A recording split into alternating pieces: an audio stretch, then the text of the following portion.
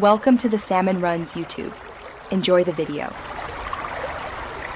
You begin by gathering what moves the process forward: a trusted Apple device or a computer with iCloud.com.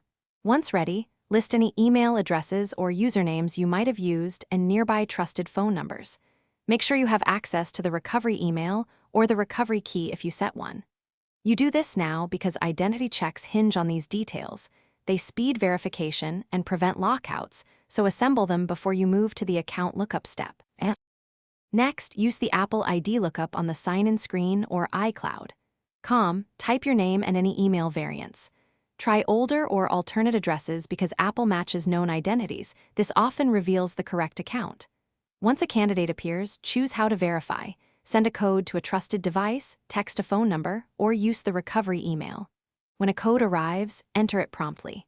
This step proves ownership and lets you move to reset passwords securely, so follow each verification prompt carefully. Finally, reset your password after verification. Pick a strong, memorable passphrase and update it across your devices.